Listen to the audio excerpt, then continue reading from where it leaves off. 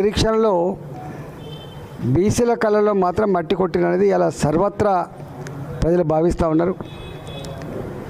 తప్పకుండా ఆ వర్గాలు ఇలా కాంగ్రెస్ పార్టీని బొందబెట్టడానికి సమాయత్తమవుతున్నట్టు గ్రౌండ్లో ఉన్నటువంటి పరిస్థితి అర్థమవుతుంది. గ్రామాల్లో చూస్తూ ఉంటే పోయినసారి సర్పంచ్ ఎవరైతే చేసినరో వాళ్ళు పనిచేసిన దానికి బిల్లులు రాకపోవడం, వాళ్ళ చెక్ పవర్లు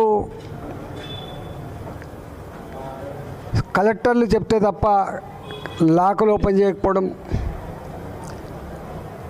వచ్చిన డబ్బులు నేరుగా జీతభత్యాలకు నేరుగా కరెంటు బిల్లులకే పోవడం, గ్రామాల్లో ఉన్నటువంటి సర్పంచులుగా ఏదైనా ప్రజలకు అవసరమైతే పనిచేద్దామంటే కూడా చేయలేని పరిస్థితి. చేసిన బిల్లులు రాక అనేక మంది ఆత్మహత్య చేసుకున్నారు. అనేక మంది ఉత్తరాలు పెట్టి ఆత్మహత్య ప్రయత్నం చేశారు.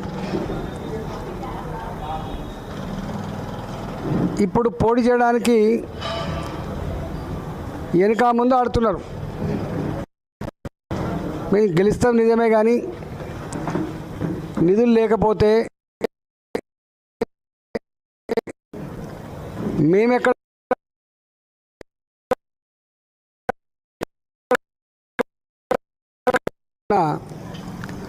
అంతకుముందు ఎలక్షన్లో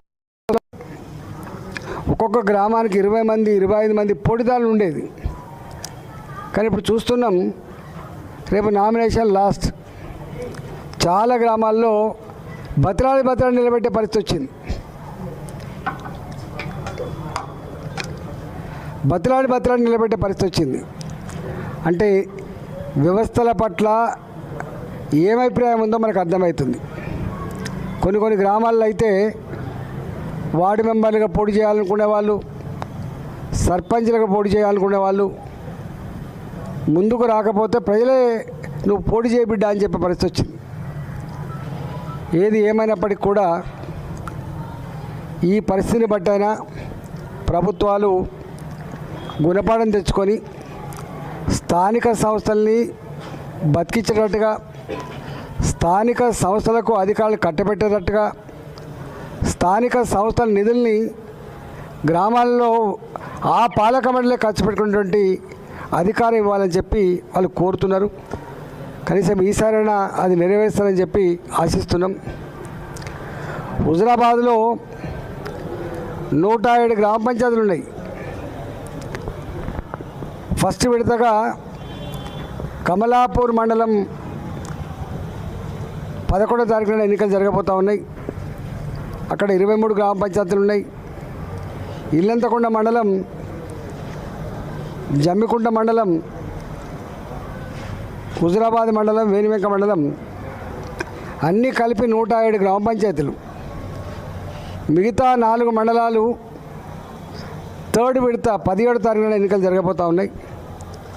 కాబట్టి మేము ముందుగా అనౌన్స్ చేసినట్టుగా 25 సంవత్సరాలుగా హుజురాబాద్ నియోజకవర్గంలో వార్డు స్థాయి నుంచి మొదలుపెట్టి సర్పంచ్ వరకు కావచ్చు, ఎంపీటీసీ నుంచి మొదలుపెట్టి ఎంపీపీ వరకు కావచ్చు, జెడ్పీటీసీ నుంచి మొదలుపెట్టి జిల్లా పరిషత్ వరకు కావచ్చు, కౌన్సిలర్ నుంచి మొదలుపెట్టి మున్సిపల్ చైర్మన్ వరకు కావచ్చు, అన్ని ఎన్నికల్లో కూడా 22 ఏళ్ళుగా మేమే గెలుచుకునే చరిత్ర ఉంది. ఇక్కడ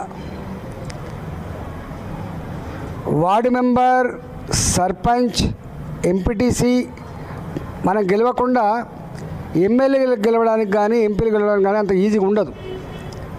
జనరల్ గ్రామాలలో నేరుగా సంబంధం ఉండేది వార్డు మెంబర్కి, సర్పంచ్కి, ఎంపీటీసీకి తప్ప నేరుగా ప్రజలకి ఎమ్మెల్యేకి సంబంధం ఉండదు. కాబట్టి అతి కీలకమైన ఎన్నికలు కాబట్టి ఇవాళ మాలాంటి వాళ్ళం 25 ఏళ్ళుగా క్షేత్రంలో ఉన్న వాళ్ళం కాబట్టి ఇవాళ కింద జరిగే ఎన్నికల్లో కూడా నాలాంటి వారిని పూర్తి స్థాయిగా వాళ్ళకు అండగా ఉండి గెలిపిస్తానైతే మాటిచ్చిన్నో ప్రజల ఆశీర్వాదంతో ఈసారి కూడా గెలిపించేటువంటి ప్రయత్నం చేస్తామని చెప్పి మా వాళ్ళకు హామీ ఇచ్చినాం.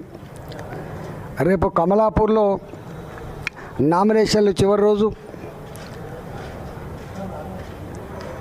నామినేషన్ల విత్డ్రా పూర్తయిన తర్వాత ఖచ్చితంగా గ్రామాలలో ప్రజలకు అప్పీల్ చేసుకొని మా వాళ్ళని గెలిపించండి, మీ ఆశీర్వాదంతో మళ్ళీ మీకు సేవ చేసే భాగ్యం కల్పించమని చెప్పి నేనే స్వయంగా కోరే ఆస్కారం ఉంటుంది. కాబట్టి ఇవాళ హుజురాబాద్ ప్రజానీకానికి నేను వినమ్రంగా విజ్ఞప్తి చేస్తున్నా, ఇండిపెండెంట్గా అయినా, గుర్తులు లేకపోయినా, పార్టీ బీఫామ్ లేకపోయినా, నోట్లో నాలుకలాగా ఉండి మీ మధ్యలో ఉండి మీకు సేవ చేసిన అభ్యర్థుల్ని గెలిపించాలని చెప్పి నేను విజ్ఞప్తి చేస్తున్నా.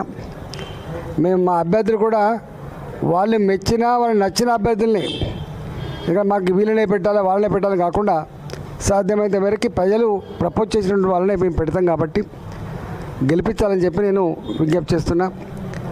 ఈ 10-12 రోజులు పార్లమెంట్ సమావేశాలు డిసెంబర్